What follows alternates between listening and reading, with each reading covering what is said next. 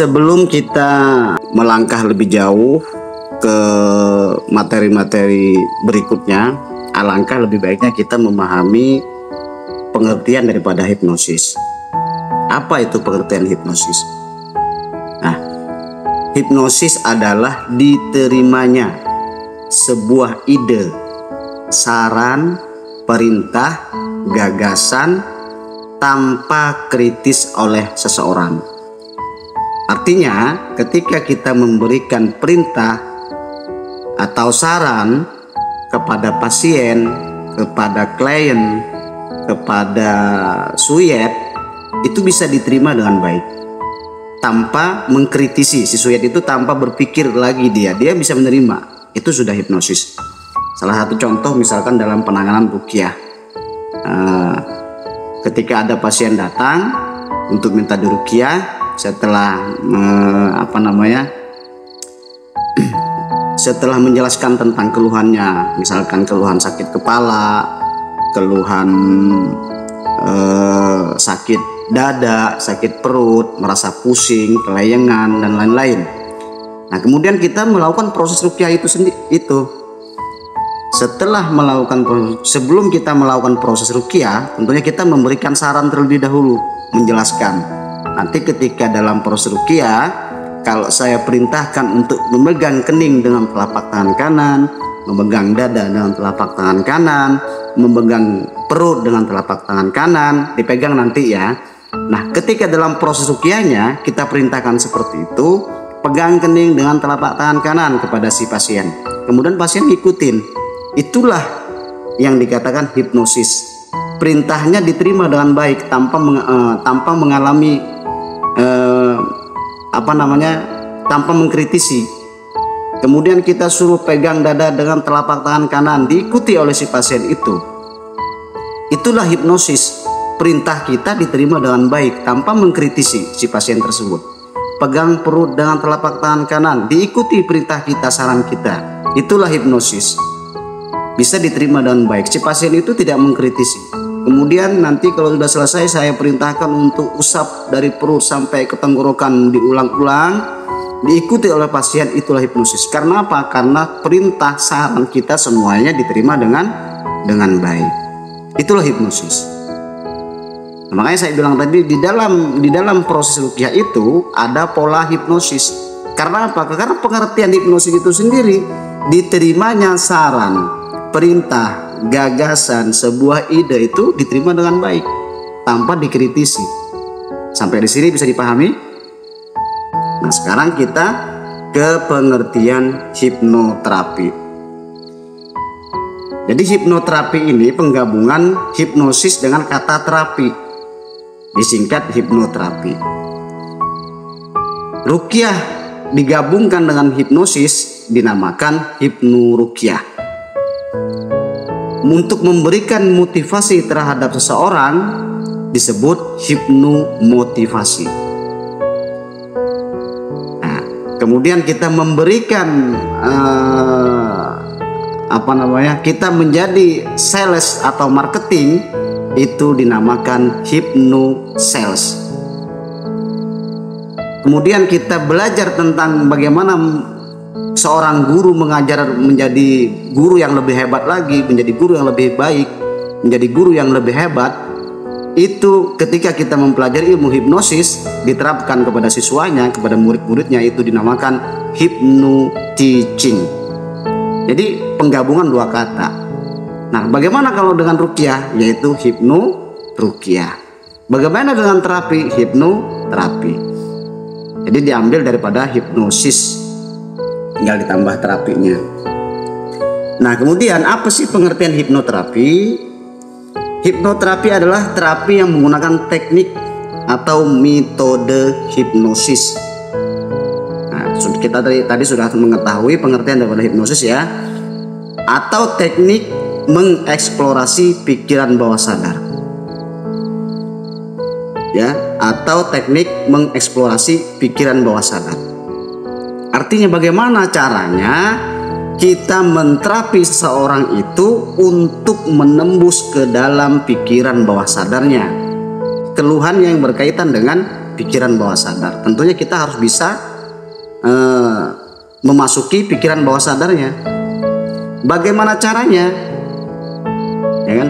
Segala masalah yang perlu diketahui oleh teman-teman ya, segala masalah yang berkaitan dengan pikiran, yang berkaitan dengan perasaan, yang berkaitan dengan batin, yang berkaitan dengan jiwa, itu bisa dibantu dengan ilmu atau hipnoterapi. Sampai di sini bisa dipahami ya. Jadi hipnoterapi itu bagaimana caranya kita menggunakan metode hipnosis untuk mengeksplorasi pikiran bawah sadar seseorang. Nah, di antara pikiran sadar dan pikiran bawah sadar ini ada yang namanya critical area, atau pikiran-pikiran yang masih bersifat logis. Kok bisa ya? Masa sih? Kadang orang kan ada yang masih berpikir logis. Itu yang dikatakan critical area. Nah, critical area inilah yang harus ditembus. Yang harus ditembus.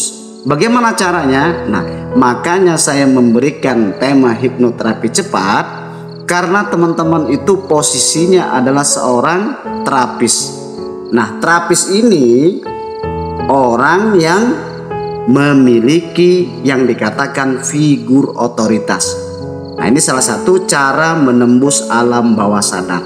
Salah satunya adalah figur otoritas untuk menembus pikiran bawah sadar atau melewati yang namanya critical area tadi. Sangat mudah. Jadi pikiran bawah sadar bisa dimasuki, critical area bisa ditembus dan masuk ke pikiran bawah sadar oleh seorang yang memiliki level tertinggi, yaitu yang dinamakan figur otoritas. Apa sih figur otoritas? Ya, untuk bisa masuk pikiran bawah sadar harus ada orang yang dipercaya. Seorang terapis tentunya bisa dipercaya oleh orang yang pengen berobat, yang minta diterapi. Orang yang dikagumi, misalkan kagum terhadap seorang ulama, itu seorang figur.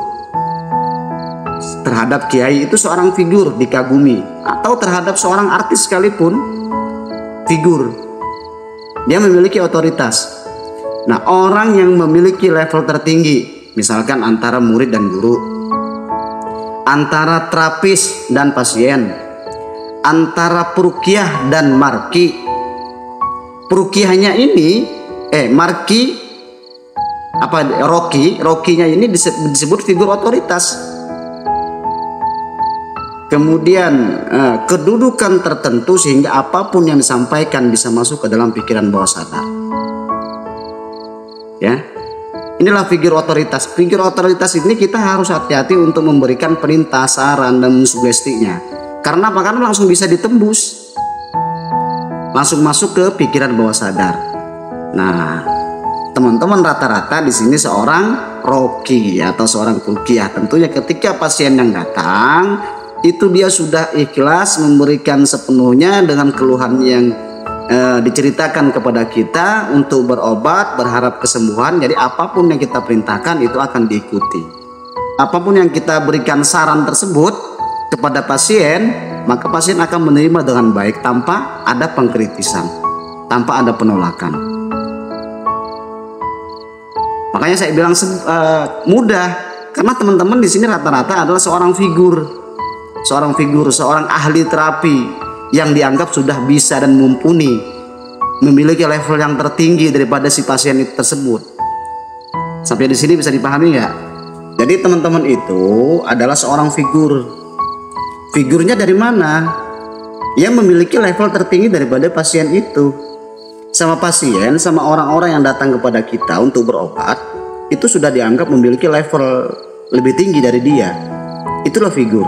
Nah, seorang figur otoritas itu sangat mudah menembus pikiran bawah sadarnya. Nah, apapun yang kita perintahkan, yang kita sarankan, itu akan diikuti oleh dia, oleh pasien. Pasti diikuti oleh pasien. Kayak gitu. Contoh-contoh tadi yang saya sebutkan tadi. Misalkan pegang kening dengan telapak tangan kanan, di ruqyah itu udah biasa kan? Yang sudah kita praktekkan dalam kehidupan sehari-hari ketika dalam penanganan. Lanjut. Nah, saya hanya menjelaskan tentang figur otoritasnya. Untuk keempatnya bisa teman-teman baca sendiri ya. Ini untuk yang nomor 2, nomor 3 bisa dibaca sendiri. Karena posisinya teman-teman itu kan seorang figur. Saya menjelaskan di figurnya, figur otoritasnya. Nah, kemudian urutan hipnoterapi. Nah, ini yang harus kita pahami. Nah, tadi yang ditanyakan Kang Husna itu, peritoknya belum sempurna. Ada datang orang minta diruqyah dengan keluhan sakit dada, sering berdebar-debar, kemudian langsung diruqyah. Nah, itu peritoknya tidak sempurna. Nah, kita mencari dulu akar masalahnya. Peritoknya itu membuat pasien itu biar lebih terbuka. Itu peritok. Sebelum melakukan ruqyah, sebelum melakukan terapi. Ya, ini urutan hipnoterapinya. Pertama peritok. Kemudian yang kedua induksi. Yang ketiga deepening. Kemudian yang keempat deep level test. 5 idiomotor respon. 6 trend level test. 7 sugesti atau terapi pikiran. 8 anchor. 9 terminasi. Ini urutan dalam dunia hipnoterapi. Dalam ruqyah sekalipun pasti kita melewati yang namanya beberapa bagian daripada urutan formal hipnoterapi ini. Yang pertama adalah pre-talk atau preinduksi, merupakan suatu proses untuk mempersiapkan suatu situasi dan kondisi yang bersifat kondusif antara seorang hipnosis dan klien, antara seorang peruqyah dan marki, antara seorang roki dan marki, biar lebih mudah dipahami ya, antara seorang terapis dan pasien. Ini kita menciptakan atau mempersiapkan suatu situasi dan kondisi yang bersifat kondusif biar nyaman, yaitu saya katakan tadi patching gliding kan, biar nyaman. Kita tanyakan dulu, kita seolah-olah ikut merasakan apa yang menjadi keluhan pasien. Itu pre-talk. Kemudian kita tanya mulai kapan sakitnya, Masya Allah, yuk kita sama-sama berdoa, mudah-mudahan dengan wasilah ruqyah nanti semuanya sembuh.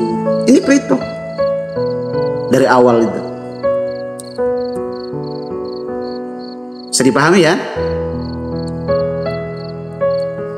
Kita mencari-cari akar masalahnya mulai dari pre-talk ini atau preinduksi ini. Nah, kemudian selanjutnya adalah induksi. Induksi ini membawa subjek atau pasien masuk pada kondisi tren hipnosis. Masuk pada kondisi tren hipnosis. Secara umum dibagi menjadi 2, rapid induction atau induksi cepat. Yang kedua adalah soft induction atau relaksasi progresif. Saya ulangi, induksi membawa subjek masuk pada kondisi tren hipnosis. Secara umum dibagi menjadi 2. 1 rapid induction, induksi cepat. Soft induction atau relaksasi progresif. Saya kasih contoh ya. Kasih contoh video-video, saya tampilkan videonya yang di bagian stick hipnosis tadi. Nah, siapa namanya? Ini dia berbicara dulu, percaya nggak? Percaya hipnotis apa enggak sih? Ini namanya pre-talk. Membuat subjek dulu nyaman dulu. Dulu nggak percaya. Kita membuat apa namanya, kita biar terkoneksi dengan baik, terhubung dengan baik, bicara dengan baik. Ini pre-talk atau preinduksi. Nah, setelah induksi deepening. Deepening itu memperdalam kondisi hipnosisnya, tran hipnosisnya. Semakin dalam, semakin nyaman. 3, 2, 1 dalam setiap hitungan kamu merasakan semakin dalam, lebih dalam lagi 3, lebih dalam lagi 2, semakin dalam 1, semakin nyaman. Nah, ini adalah deepening setelah induksi tadi.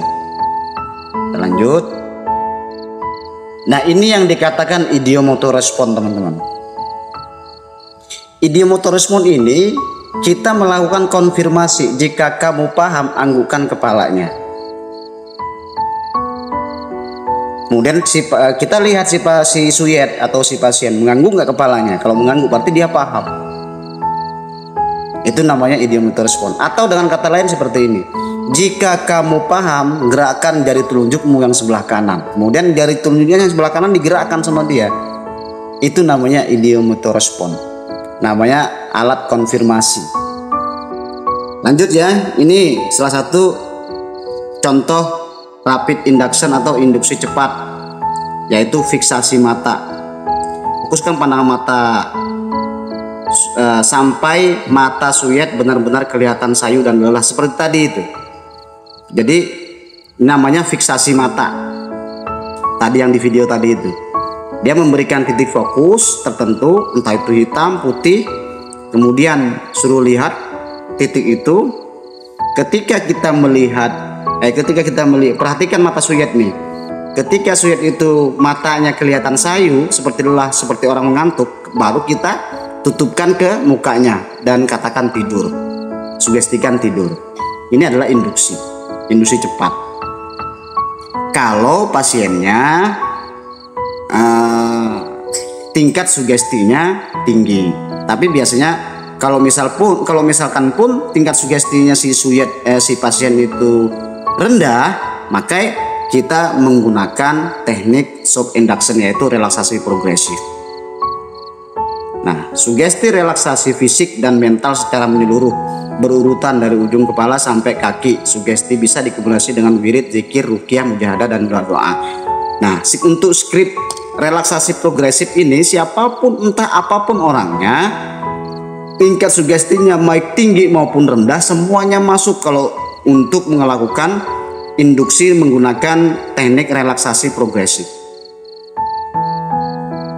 Bisa dipahami ya teman-teman ya di sini.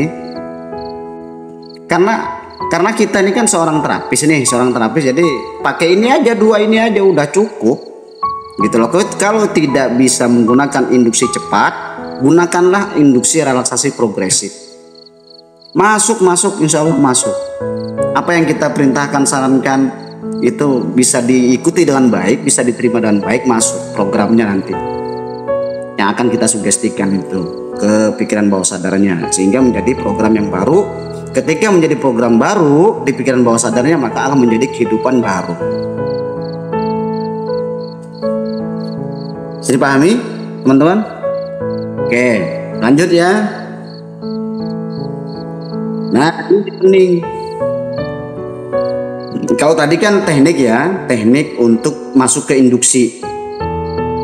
Ya, teknik induksi. Setelah kita melakukan induksi,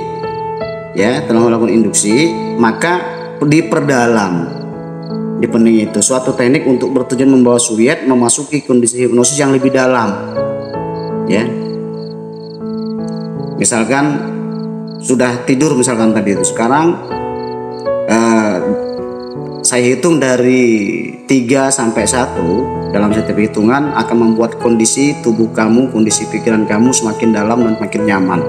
3, buat tidur kamu lebih nyenyak lagi dan lebih dalam. 2, semakin nyaman 10 kali lipat daripada sebelumnya. 1, sekarang lebih dalam lagi 10 kali lipat daripada sebelumnya. Ini teknik pening. Jadi di pening itu kebalikannya, menurun. Angkanya menurun. 5, 4, 3, 2, 1. Misalkan kalau 10 dan 10, 9, 8, 7, 6, 5, 4, 3, 2, 1. Paham? Kalau misalkan dari di peningnya itu menurun, maka terminasinya sebaliknya, naik. Jangan sampai kebolak-balik. Lanjut ya. Setelah di pening, kita melihat deep level test tadi itu, yang idiomotor respon tadi. Tes kedalamannya itu. Kalau kita memerintahkan untuk memerintahkan suyet atau pasien untuk membayangkan ada di sebuah pantai, kemudian merasakan kenyamanan dan kedamaiannya, yang kita perintahkan rasakan kedamaiannya dan kenyamanannya, ketenangannya. Apakah kamu sudah merasakan nyaman dan damai? Jika kamu sudah merasakan nyaman dan damai, gerakan jari telunjuk kamu yang sebelah kanan, kemudian dia gerakan, itulah idiomotor respon, alat konfirmasi. Atau menganggukkan kepala, apakah kamu sudah merasakan nyaman dan damai? Kemudian jika kamu merasakan nyaman dan damai di tempat tersebut, anggukkan kepala kamu. Angguk. Dia mengangguk misalkan, berarti dia paham. Itulah alat konfirmasi atau idiomotor respon. Kita lanjut ke trend level test. Nah, untuk mengetahui tingkat trennya itu dalam atau tidak, atau seorang itu pura-pura tidur atau pura-pura tren, ya, maka kita harus memahami yang namanya trend level test. Trend level test ini pengamatan seorang terapis atau seorang peruqyah ya, untuk mengetahui dia sudah berada di gelombang otak yang mana yang aktif. Nah, saat proses hipnosis, sehingga hipnotis bisa melakukan langkah-langkah yang seharusnya diambil. Nah, kalau kita sudah memahami trend level test, maka di situ akan berjalan dengan baik. Sugesti-sugesti yang bersifat terapi akan diterima dengan baik dan hasilnya insya Allah lebih maksimal. Ciri-cirinya seperti apa? Nah, ya, dengan penguasaan trend level test ini, baik kita bisa melihat klien itu saat masih sadar, tren atau pura-pura. Ciri-cirinya seperti apa? Ada di PDF satunya. Matanya sudah tidak bergerak-gerak, contohnya. Kemudian pernapasannya melalui pernapasan perut. Kalau orang normal kebanyakan pernapasan dada. Kalau pikiran sadar itu, kalau sudah masuk ke pikiran bawah sadar, gelombang otaknya sudah turun, masuk di gelombang otak alfa dan theta, maka menggunakan pernapasan perut. Dan itu masih sadar dia, sebenarnya masih mendengarkan apa yang kita katakan, apa yang kita perintahkan, masih bisa mengikuti. Nah, yang tidak bisa mengikuti sudah terputus dan sudah katakanlah tidak sadar, yaitu pada gelombang otak delta, yaitu orang yang dalam keadaan tidur. Orang tidur itu tidak bisa menerima sugesti apapun, kecuali dia baru saja tidur, misalkan baru terlelap. Nah, itu masih gelombang otaknya masih belum ada di delta. Kalau orang tidur baru tidur, misalkan baru 5 menit misalkan, itu masih ada di gelombang otak alfa dan theta. Nah, ini ciri-cirinya. Jika sudah masuk ke ciri-ciri, kita mengetahui ciri-cirinya, sudah matanya tenang, pernapasannya sudah pernapasan perut. Untuk lengkapnya lihat, baca di PDF ya. Baru kita melakukan sugesti yang bersifat terapi. Nah, sugesti-sugesti itulah yang akan masuk, diterima dengan baik dan menjadi program-program baru sesuai dengan harapannya. Trend level test ini kita untuk mengetahui apakah dia benar-benar sudah ada dalam kondisi alfa dan theta, atau bahkan hanya pura-pura masih di gelombang otak beta. Nah, ciri-cirinya kita harus paham. Kalau masih pura-pura, matanya berkedip-kedip, ya kan? Kalau matanya masih berkedip-kedip, kemudian pernapasannya masih menggunakan pernapasan dada, kita tidak bisa memberikan sugesti yang bersifat terapi, dan itu tidak akan masuk dengan sempurna. Nah, bagaimana caranya? Kita ulangi deepeningnya, perdalam lagi, kayak gitu. Nah, kalau ciri-cirinya sudah masuk, gelombang otaknya turun antara alfa dan theta dengan ciri-ciri mata sudah tidak berkedip lagi, kemudian pernapasannya pernapasan perut. Ini hanya contoh ya, contoh. Kalau untuk lengkapnya dibaca di PDF-nya. Baru kita memberikan sugesti yang bersifat terapi. Kalau masih berkedip-kedip, jangan dulu, kita ulangi deepeningnya, diperdalam lagi. Lanjut ya. Oke, selanjutnya, catatan penting, kesalahan dalam pengamatan trend level test bisa menyebabkan klien terlepas dari keadaan hipnosis dan tentu saja mengakibatkan kegagalan dalam pelaksanaan hipnosis. Jadi gagal kita melakukan terapi itu kalau kita tidak bisa mengamati dengan baik. Makanya penting trend level test ini. Trend hipnosis bisa dicapai dengan berbagai cara, dari beta gelombang otak bisa diturunkan menuju alfa, theta, bahkan delta. Maka sebaliknya dari gelombang delta bisa menaikkan menuju theta, alfa maupun beta. Sangat penting kita memahami trend level test, karena jika tidak, maka kegagalan yang akan terjadi kalau kita tidak memahami trend level test ciri-cirinya. Lanjut ya. Nah, kemudian setelah kita memahami tentang trend level test tadi, kita mengetahui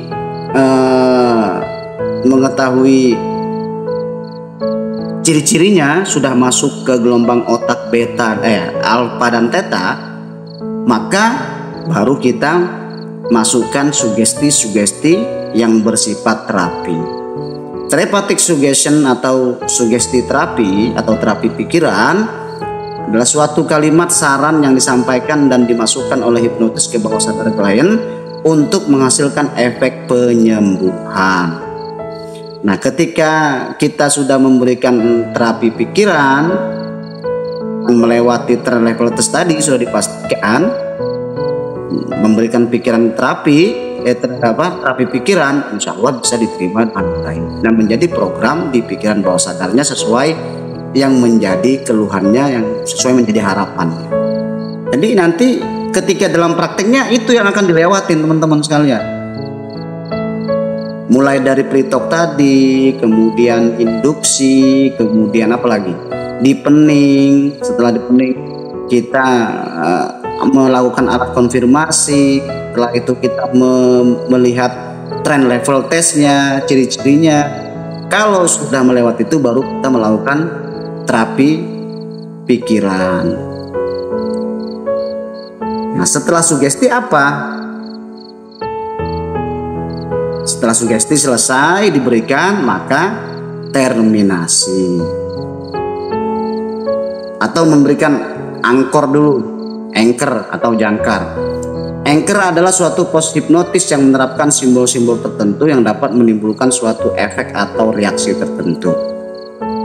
Nah, anchor ini kalimatnya mulai sekarang dan seterusnya. Ini kayak gini, mulai sekarang dan seterusnya. Mulai saat ini dan seterusnya, mulai sekarang dan seterusnya, kapanpun kamu. Ini adalah kalimat-kalimat anchor tersugesti. Kan kalau dalam dunia stick hipnosis atau dalam dunia hipnosis hiburan, mulai sekarang dan seterusnya, ketika kamu pukul pundak kamu, maka secara otomatis kamu tidur. Jadi kalau kita dalam dunia stick hipnosis misalkan, kapanpun ketika saya pegang pundak kamu, maka secara otomatis kamu tidur.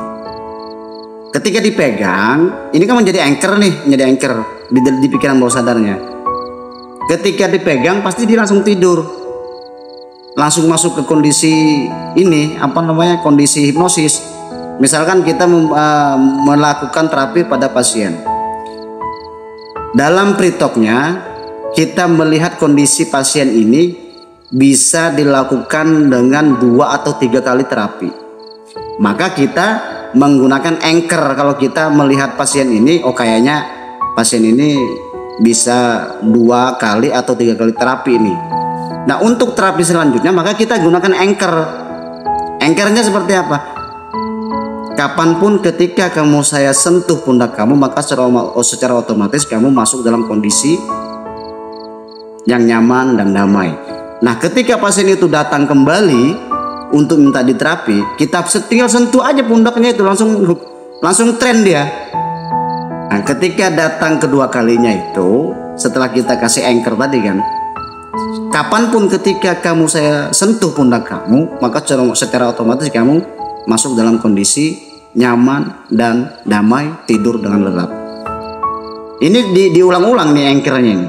Nah, kedatang kedua kalinya minta diterapi, tinggal sentuh aja pundaknya langsung tidur dia. Ini dalam dunia hipnoterapi. Nah, kalau secara langsung misalkan terselubung dalam dunia ruqyah, sekarang kapanpun kamu merasakan tidak nyaman, merasakan sesuatu yang kurang nyaman terhadap tubuh kamu membaca surah Al-Fatihah, maka secara otomatis rasa tidak nyaman yang kamu rasakan dengan berkah surah Al-Fatihah, maka perasaan tersebut hilang secara otomatis. Ini anchor, walaupun tidak dalam kondisi tidur, kayak gitu. Ini yang sering saya lakukan. Gitu. Mulai sekarang dan seterusnya, kapanpun kamu merasakan tidak nyaman, kamu sebut nama saya 3 kali, maka secara otomatis perasaan tidak nyaman itu akan hilang dengan sendirinya. Sebut nama saya Abah Zaka, hilang tuh perasaan dia, itu anchor.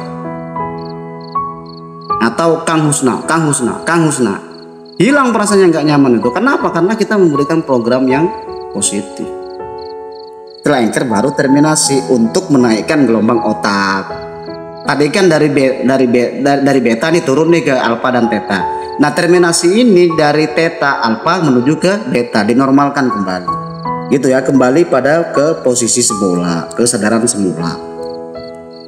Tapi sugesti-sugesti terapi yang bersifat terapi itu sudah menjadi program bawah sadar. Sampai di sini bisa dipahami teman-teman? Nah, selesai. Selamat berpraktek.